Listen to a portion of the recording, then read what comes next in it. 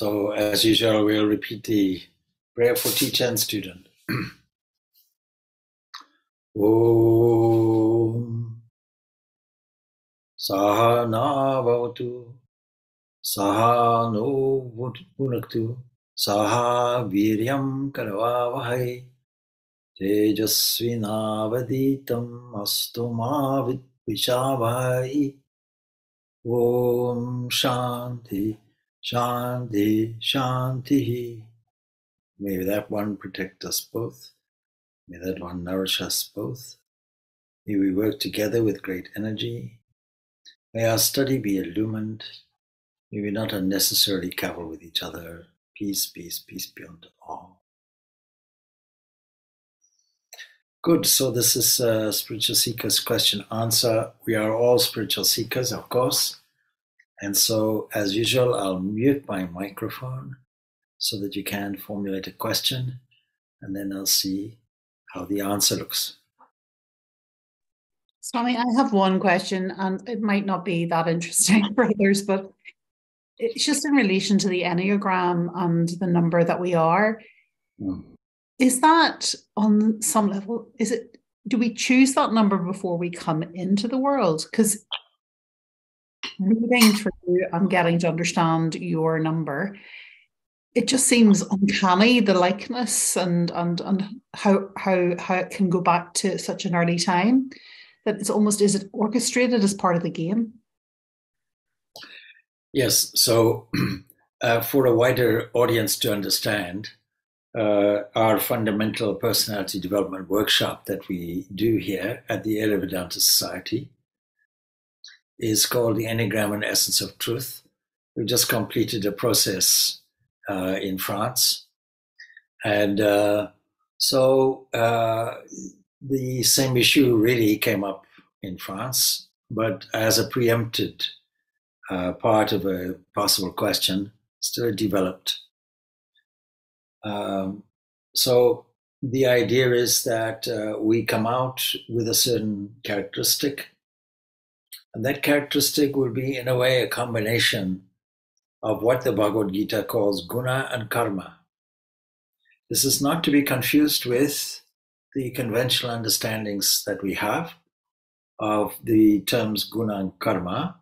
By guna, in this instance, we mean that thing which has bound us previously. In other words, when we come into this world, crying and screaming, but still as a fetus in the mother's womb, the idea is that we have brought forward all our experiences with us. The idea is that we are unfolding. That's the meaning that we have of evolution. And so we don't get anything new. We simply develop and unfold. And the unfoldment is very elaborate. And the unfoldment is in response to our environment. As soon as we are born, whatever we come in with, we add to by our response to our environment. This we call karma. So karma, related to the Sanskrit kri, that is to do, to act, implies a movement that we have in response to the demands of the universe. And normally we formulate something which is to do with either fighting and getting rid of the problem, or running away from it, or yielding in mesmerized way. But this we have in common with every single animal, if you will, on the planet. Our nearest biological relative would be, let's say, the chimpanzee, more so than the gorilla. So if we study the chimpanzee as Jane Goodall did, very famous zoologist, and she studied in Africa. We will see that the various characteristics the chimpanzee has are characteristics of planning, group intelligence, and there are behavioral characteristics which we don't exactly have in common with them, but the rudimentary characteristics are the same. For example, when a chimpanzee as a group, when their territory is not enough or is being invaded, as it were, by others, by other chimpanzees, they systematically, and it is invariably in groups of 8. And why 8 is because there are 4 limbs, and that means that 2 chimpanzees can attack each one of these limbs, and the intruder has no chance whatsoever, and they're pretty vicious about it. Now, we don't have to go too far in our history to see how we torture people, how we put people on a rack in a Spanish Inquisition or something of that nature, and how we are pretty brutal ourselves. So I'm not saying that we carry this over. We seem to carry in the human species, we carry acts of kindness that we do not find anywhere else in the animal kingdom. We find ourselves the act of cruelty, which we do find elsewhere in the animal kingdom. And we use the latter when we are faced with severe problems, when we are cornered, as it were. So all of this experience is carried forward because we don't think death is the end or a full stop. We think it's a comma. We think it's a continuum. We don't see anything in a linear way. We see things in a circular way. And as I mentioned maybe a few days ago at our Enneagram course, it's like being on a Ferris wheel and not knowing how to get off. We go down and we are growing and we go up and we sit at the top. And we have our view. And then gradually we descend and we decline. Instead of getting off, we remain. We don't know how to get off. We continue again and again and again. And the whole cycle might end, as it were. We have the opportunity to get off. We might even call this death. But we remain and we continue in another life. And we go on and on and on. So this really is the idea of transmigration. And if we want to explain it, we have to look at the rationale of it, the logic of it, because most people, many, many people would believe in this system because they believe in the logic of it. Anyway, we are born with this tendency that is driven principally by desires. We want to fulfill something in life. And if it's inconvenient that we don't, because the human body, the vehicle that carries us, breaks down, then our intention will carry us on. Why shouldn't it? If we interpret as that we are this body and mind, and that's all there is to it, I take a kind of physicalist or materialist point of view, then of course we will say, well, when the body is gone, that's it. We may as well enjoy life. And yet even the most hardened atheist is unprepared to do it. First of all, they don't want to die. And secondly, they don't feel that they need to be hedonists. They can be moralists too. But there's no reason for it. So this is what we carry. Now, there have been studies done on identical twins where naturally identical means the DNA is exactly the same. And so you'd expect every aspect to be the same, but the pair of twins turn out differently. Same physical DNA, but the behavior is very different. In other words, the response to the parents or to those who play the parental role or anybody who is taller than they are, dominating them, we might characterize this as nurture. Nurture. We might characterize what is proceeding as nurture, and experiments show us that mothers going through the same gestation period, under the same conditions, let's say music, the fetus has a different reaction in them. There's not a standard reaction, indicating a kind of individuality that the child has. This is what we call guna, and what we might call nature. And studies with identical twins have shown that approximately half, 50%, is nature and 50% is nurture. And when we do the personality development courses, what we call the Enneagram, we are really working on the nurture side of things. The nature acts as a kind of foundation. And so that means that with that foundation, we will react differently. And the reactions that I described, namely moving towards and attacking aggressively or running away or yielding, is common to every kind of organic species. You can test it out. You move toward a spider, generally speaking, it moves away. But there are two things in a spider setup. One is the sentient spider, and the other is the insentient web.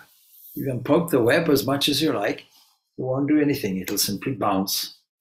It's inert. It has no sentiency. But the spider, if you do the same, it will react. And it is our reaction. Why would we react?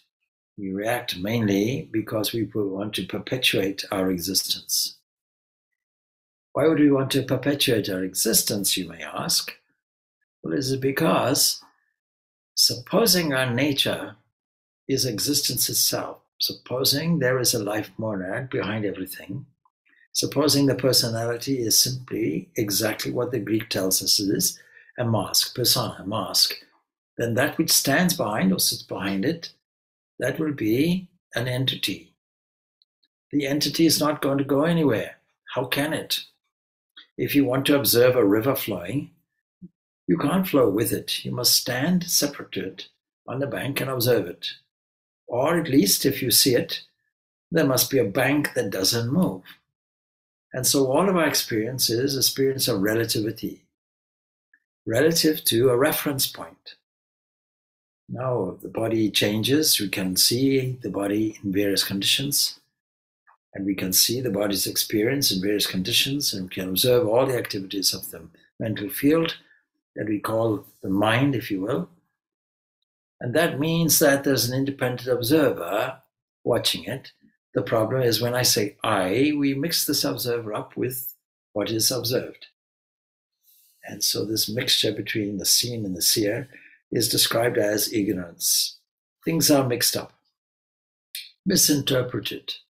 We see the movie running, we think it's a continuum, but in order to experience this continuum, time and space must be there, and I must be a static observer watching it.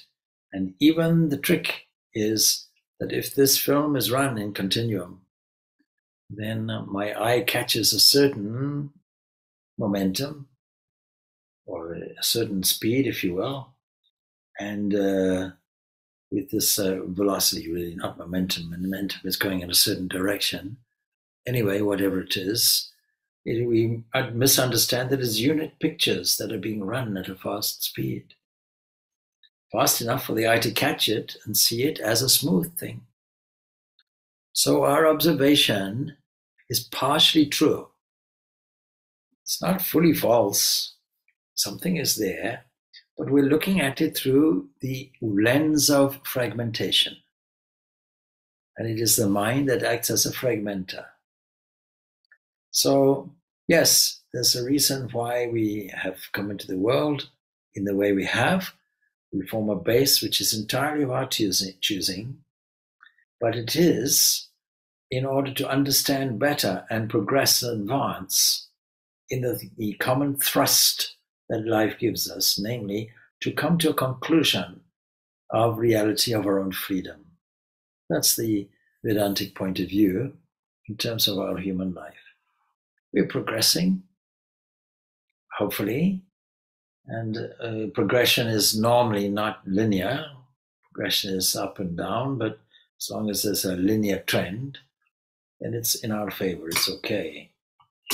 And this is what we call life. So there it is, and we're stuck in it, and we're stuck with it. And as long as we choose to enjoy it, then it will continue. When we apply an element of discernment, slow down a little bit, reason it out a little bit, and make a fundamental feeling connection with the reality, and an actual connection ultimately with this reality that we call I, which is really, in Sanskrit, well, we call it Atman. In the Vedanta, we call it Atman, which simply means self. Yogic terminology will be Purusha. As long as we can get an inkling of this, and then ultimately an identification of this. And identification means we don't abandon anything else. It's like watching a play. We may as well enjoy the play, but we have to be conscious. I'm not the actors, I'm not the stage, I'm not the lighter, I'm not the director, I'm not even, the rest of the audience, as it were. I'm not the stage, I'm none of these things. Once I know this, once I'm witnessing it, I'm free to enjoy it. So the witness is also the enjoyer. Watching. And even if I play the part on the stage, if it is an actor, a professional actor, for example, then I may get very close to identification with the part for the time being. But there's always a part of me that understands I'm separate from this. The great Shakespearean actor Irving, he thinks he's Hamlet? No. He always knows he's the actor playing the part of Hamlet. And after the show is over, when the play is finished, he goes to the dressing room and takes off the medieval clothes, or the 17th century clothes, possibly 16th century clothes, and revises his language away from Elizabethan language. And he goes and enjoys a cup of tea with his family. He never thinks that he is the part. There's always something in him that now he may identify with the part to the extent that he plays the part as if he were this character, and that makes a good actor. But it's only for the time being. It's only while the play lasts. And so if you compare a whole range of experience, conscious experience, to a play on a stage, in the waking state, I'm playing the part. In a dream, I'm watching the play.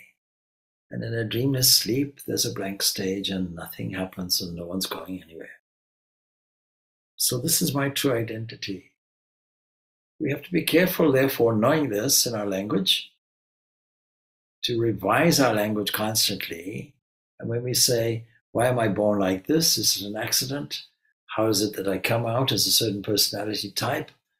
And even as it nurtures in nature, that this is all to do with a world which is fleeting and is really comprised of pixelated waves, is one description, or divine waves. These divine waves, these divine expressions, they come from one entity. We can compare it to the deep ocean that erupts itself into waves, not separate from the waves. The waves are not the ocean, but the ocean appears as the waves. And so from time to time, we get a realization of this. And through practice, it becomes more perpetual. This solves all our problems. That's the practicality of it. We're faced with many, many problems. Using the biological responses of attack, withdraw, preserve doesn't work in this case. We have to stand back at some stage or other, realizing that our current way of dealing with the world is not helping us. In fact, is just allowing us to go to repeat time and time again. And when we decide that we want to get out of that, then we have to revise the way we view the world. We have to look at it differently. That is an exciting prospect. And we have to understand that if you have 20 ideas of the world, with 20 shifts of ideas, it changes and varies. It enables us, therefore, to understand the relative nature of the world, so-called world, and the permanent nature, which doesn't go anywhere, whose nature is not only existence or consciousness itself, but also bliss. And we're all looking for it. We're all looking for supreme happiness. Of all the things that we want, of all the human aspirations of power, for example, and possessions, and freedom and independence and so on, we really are looking for happiness, which acts as a synonymous term from this. Freedom of pain constitutes happiness. But is it the ordinary kind of happiness? You know, when you go and enjoy, say, a movie for relaxation, or when you go and sleep, or when you enjoy a hobby, then this is no doubt very nice, very positive, a way it really makes you happy. But of course, we know that human capacity is limited. We cannot enjoy this perpetually. There has to be a beginning, a middle, and end. Supposing we say, if you think of our favorite food, we say, that's delicious. It's only delicious once the tummy is empty. When the tummy is full, then you say, thank you very much, I had enough of it. So that's it. All right. So I hope that that understands the difference between nature and nurture.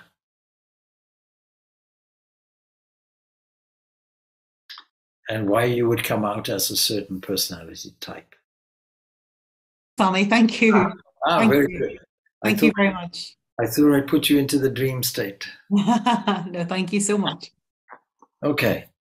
And for those who don't know, well, Enneagram is Greek, it means 9 points, 9 numbers.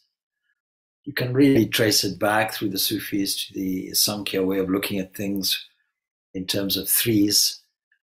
And then you can see how that comes out as some personality types, 9 in number, representing 9 motivational drives or factors. But it is hollow unless we understand the essence of truth, which we call Vedanta. And now Vedanta, of course, we have to clarify as well for many people when we give these courses, because it's comprised really of 2 kinds of roots: vid, to know, to see, something that is experienced through the sight, something that is understood firsthand, and anta, the finality or end of it. And therefore, when we talk about the vid, to know, we're talking really about the Vedas, that part of the Vedas which is to do with ultimate questions, to do with more profound questions. And so there are 4 Vedas, depending. I know the Bhagavad Gita mentions only 3 of them. That is the Rig, the Yajna, the Sama. But there are 4. So people think that the Atharva Veda is probably a later addition.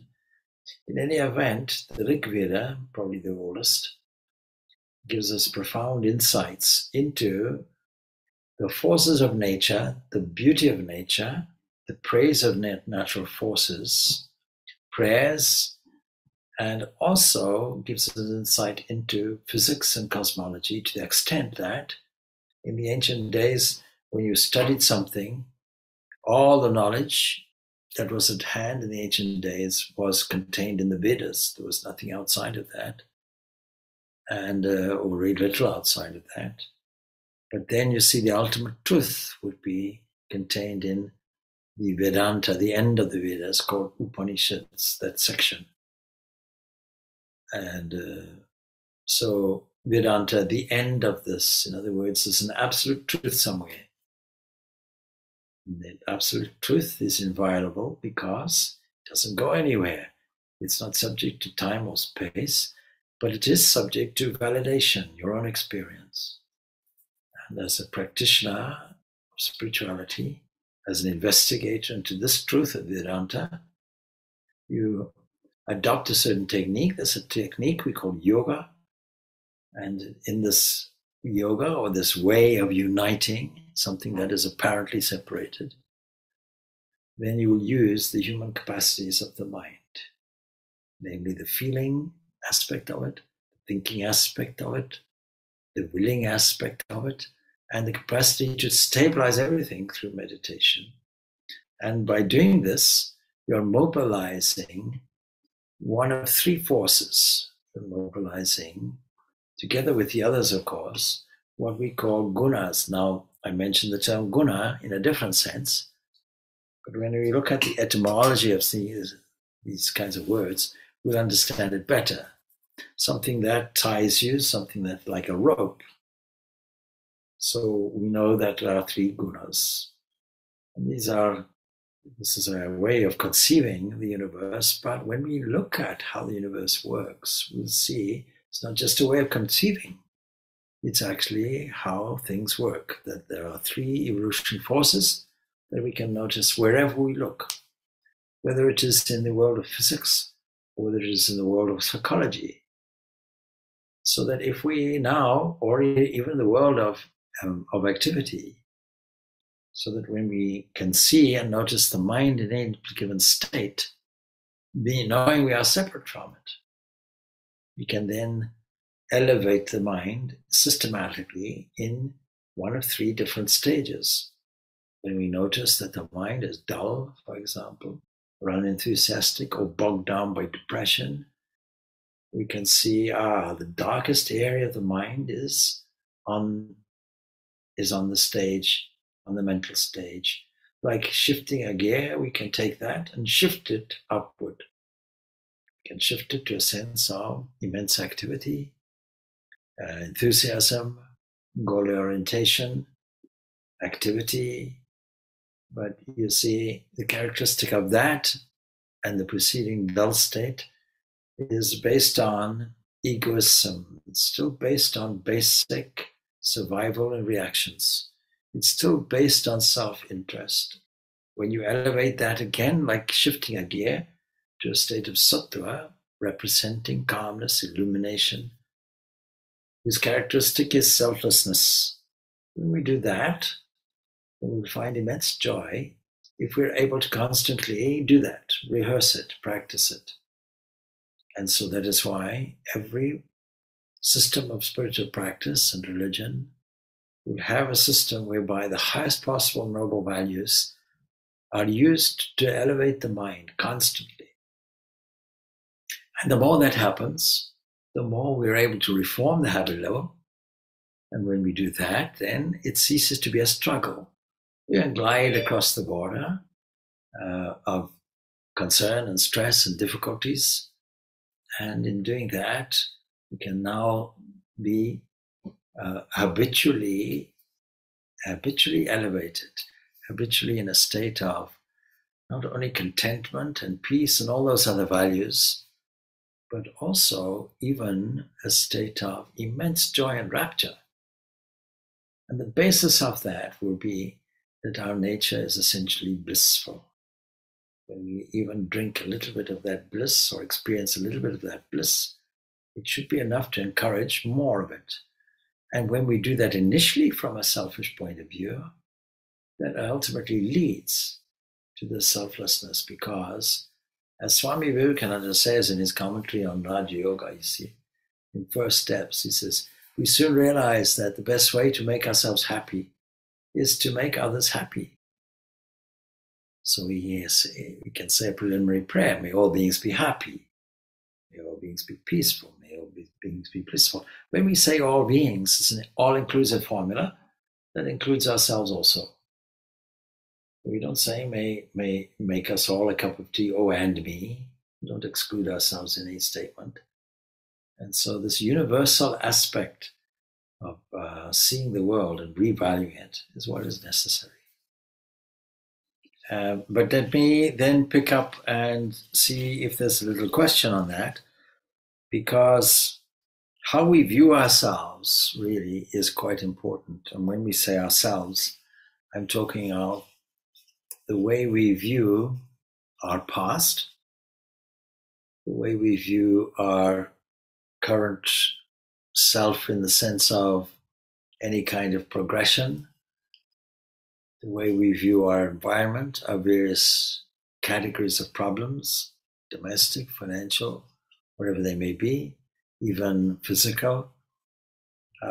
This, of course, has a great bearing on the condition of the mind. And the whole of spirituality really is to do with how we deal with the mind. You can say even devotional, religious devotion is a psychological process. That means, therefore, that we have to sometimes review some traditional aspects. See, if we are able to see the various categories that I mentioned, to analyze at any given time, and what condition do we find the current waves in the mind as they're operating at any given time. And then once we do that, knowing that we can replace the selfish elements of it with sattva is important. We need to know the technique of doing that. So we have to see that these three aspects, what we call the aspect of, let's say, illumination, activity, and inertia, they provide us with motives. And whether the action is worship, let's say even, or making a gift to somebody, or restraint of the body, any of these aspects we find are dealt with in a chapter on these gunas in the Bhagavad Gita, and it's worthwhile reading this chapter. So we have to learn the art of replacing, of noticing first and then replacing and shifting our mind in an upward direction. Of these various categories of speech, or even worship, or even in the area of self-restraint, any of these can be carried out with utmost faith and with no personal gain in mind. And that would be the characteristic that we want to cultivate. Very often we hear somebody saying, I'm not making any progress in meditation, for example. And when you inquire further, what they're saying really is that I expect something from meditation and I'm not getting what I expect. And when we have an expectation like that, well, it's no longer really meditation, it's frustration. There's a great difference. So instead of doing things with the idea of personal gain, we should do things with a sense of mental purity. And so it becomes sattvic. We have to learn to replace the other two with this characteristic of sattva. And then that reflects entirely on the way we look at things in the world. The world itself changes for us because everything is driven by thought. Thought is something that materializes as our environment. And if you think that your environment is not good, that your job is not good, or some other thing is not good, well, then what is required is you have to change your outlook. So that's really what it amounts to. Anyway, all right. Swamiji, one question. So this notion of Brahman that we have in Vedanta and the notion of energy that we have in physics, I often wonder how are they similar and dissimilar? So I understand that the Brahman is bliss and conscious. So these are the associations with the word Brahman. On the other hand, the energy is we can only know it from its effect. But I tend to think that there is some similarity in the sense that we associate them with being everywhere. So I was wondering if you can elaborate that. Well, you see, when you say everywhere means every space. You can't imagine anything without space. If you take space away, you've taken all your objects away. And if you take time away, you've taken away all the change away and all the movement away. We can't conceive of an absolute that has no time or space. And energy clearly requires time and space. It moves within time and space. And all the effects that we see from energy, that is whether it's potential energy or kinetic energy or radiation or gravity or any kind of energy that we see, electrical energy, electromagnetism, whatever it is, then it's something that moves. And it has to move with a certain spatial background or a spatial dimension, a spatial field. This is called the relative world. And in the relative world, the only thing we have really at rock bottom is energy. Now, if there's only one thing and nothing else, namely Brahman, then the energy is Brahman. The only difficulty with that view is only partially correct. It's correct from a certain point of view. So certainly, if there's only one entity, then anything in the relative world will be part of this entity, will be a manifestation of this entity. The difficulty is, I suppose, being a relative reality only, that when we take away the constraints or the conditions of the relative world, what are we left with? It's not a nothing. We're left with an absolute. That absolute is what we call Brahman. So when we say, oh, Brahman alone exists, Brahman is the only existence, we're not saying it has any characteristics or properties. We're saying it's a complete absolute beyond the range of our understanding totally. Because our range of our understanding is, well, it's got to be an object, it's got to have dimensions, it's got to be conceivable, we have to think of it, we have to replay it in our mind, maybe it's something that we can memorize and bring it back from memory. So none of these things can ever be valid when it comes to the absolute. For this reason, we have to conceive of this absolute in a certain way. And as Swami Vivekananda says, see, if we were fish, we'd have a fish god. If we were, buffaloes, we'd have a buffalo god. Since we're men or women, since we're humans, we have to have a human god.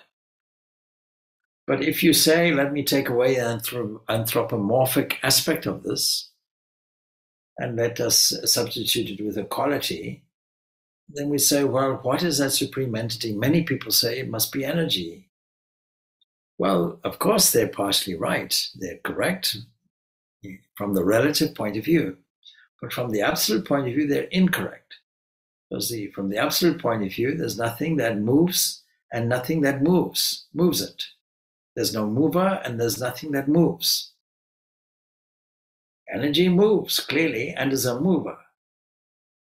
But Brahman is simply is. Now, through time and space and causality, through the power, if you will, of covering this, as it were, by itself with some version of separation, some conception of fragmentation, we see the world. The world is what we see. We have to learn to understand that this world is just a seeming fragmentation of that one unity, something like rainbow colors seen. We know that actually it's derived from one white light, which we call the sun. The sun doesn't have any of these colors in it when we look at it. But when we see the various wavelengths that the eye can catch, we can see the colors of the spectrum and nothing outside that. But modern science tells us that other energy forms are available. We have supersonic and subsonic sound available to us. We have gamma rays, we have X-rays. Many, many different kind of waves are there. But we can't catch them because our instruments aren't designed for it. But we can, with the manpower, with brain power, we can construct instruments suitable for catching these things. And once we caught them, then we endorse them as our world and our reality. But you see, this is a myth. So the Vedanta principles are there's only one existence, Brahman.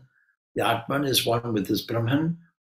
And this other relative world of energy and matter and this and that and the other, and things contained within space and things moving in time, are really, in a sense, mythological. They're actually telling a story about something which has its remnant in the relative world, has its clues and indications in the relative world. When we tune and rehearse tuning the mind or the attention into the glory of this divine self, this is called spiritual practice, where we understand that the purity of our mind will clarify these things for us, and ultimately we will experience this absolute for ourselves, not as an object, but as an eternal subject. And we become one with that. And even our language says become, which indicates a sense of time. And one with that indicates a sense of space also. But this absolute has no space or time in it. So this is Brahman. Now what philosophy does is it says, okay, but you see, you're describing the absolute, that's what we call Nirguna Brahman, without any qualities, without anything. And Buddhists may even refer to this as a state of, when we discover it, a state of nirvana, or even a state of shunya, emptiness. That is, from the relative point of view, it seems to be empty, but you see Vedanta, in a much more optimistic frame of mind, says, no, it's fullness. It's actually full and free and perfect. And all the Upanishads tell us with great glory all about the Atman, all about Brahman, and all about the flaky nature of the relative world. And it's not that we should abandon that, we should use it. We use the relative world to get to the absolute. So we play the game, we use the energy, but this energy, you might say poetically, this energy is divine energy, God's energy. Even knowing that ultimate absolute principle doesn't have any energy, so to speak of, but when you add a certain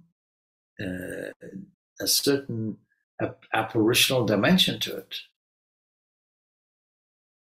then it manifests fully with the aid of time and space, with the aid of a causation principle and laws of the universe.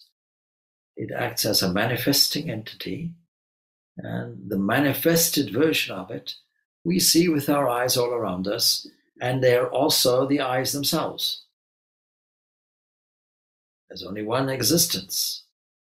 So we should not confuse energy with Brahman, but we should worship energy as a manifested fragment, as it were, of this one Brahman.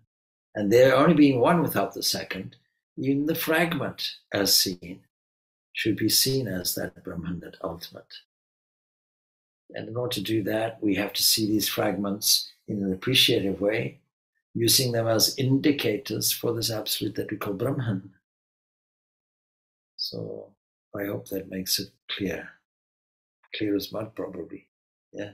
No? I don't know. Yes, Swamiji. Thank you, Swamiji. It's clear. Yes. Yes. You see, what we call energy, no scientist will tell you what is energy, by the way. There's no definition for energy. What is energy? I don't know. Energy is something that makes something move. We only see the movement. We don't see the energy. What is gravity? I don't know. We know we experience it. We don't fly off in the air. We know that gravity holds us and we can experience it, and we know the principles of it, and we can work out the mathematical formulas about it. We can apply Newton's law about it, and we can apply Einstein's general relativity about it. But you see, what is it? Nobody can answer this question. Now, what we say is, yeah, we know the answer. Energy is that apparent expression that makes things move when you apply space and time. And that is only one existence. And we are going to call this Saguna Brahman, as opposed to Nirguna Brahman. We're going to say that this is Brahman that seemingly has properties. And we can call this nature.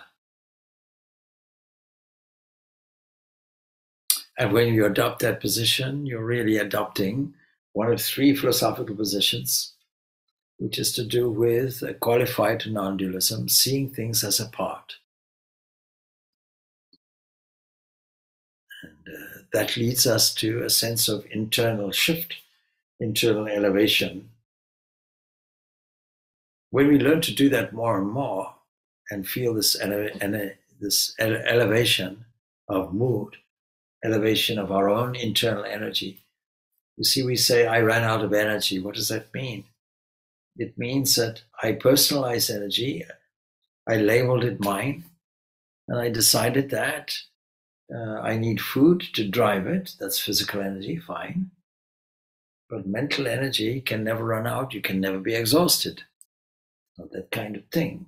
Anxiety, of course, will exhaust it. Any negative thinking will exhaust it because it creates a certain level of turmoil. But if I remove this assumption and say, it's not my energy, it's only divine energy that is flowing,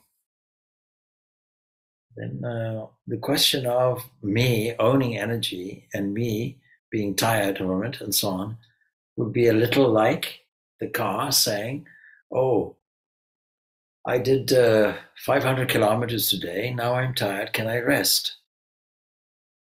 No. A car is just a car. No.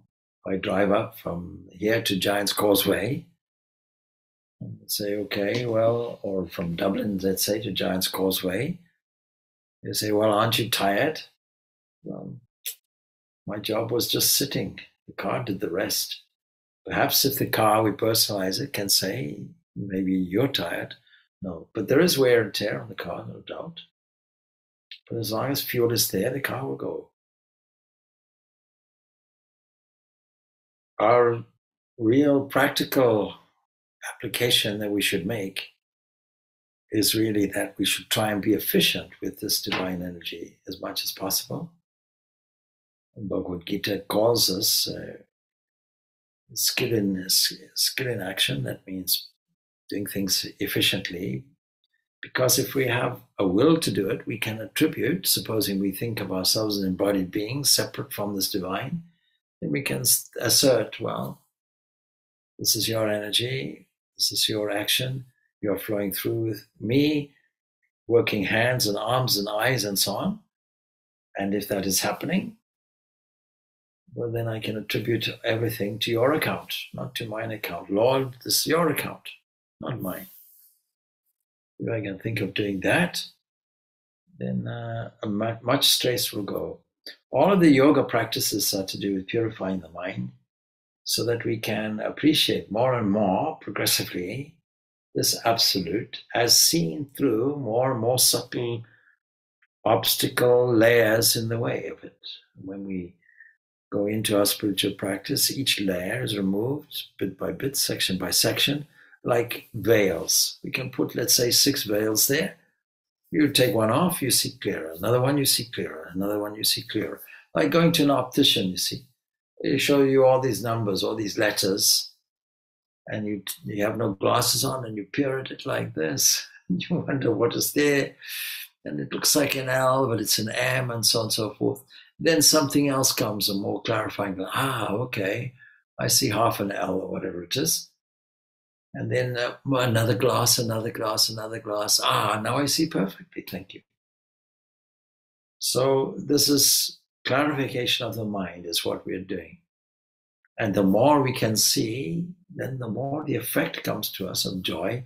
Not that we're doing it ultimately for joy. We may start off like that. We may start off because the world seems to be oppressive and difficult. And we need some kind of formula, and only God can save us. But sooner or later we realize, no, things are already complete. I just have to express the fullness that is already here in me. And when I do that, not only do I beam with it, but I beam all around me as well, to everybody everywhere. So that's what I would have to say. Well, okay, good. Thank you. Good questions. Good questions. So we can leave it at that. And Guru Mahagat. Salam, Swamiji. Thank you, Swami. Thank you. Okay. Thank you, Swamiji. Thank you. Thank you.